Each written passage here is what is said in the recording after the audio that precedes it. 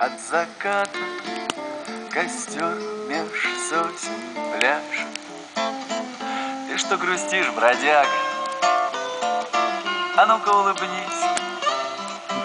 И кто-то очень близкий тебе тихонько скажет: как здорово, что все мы здесь сегодня собрались.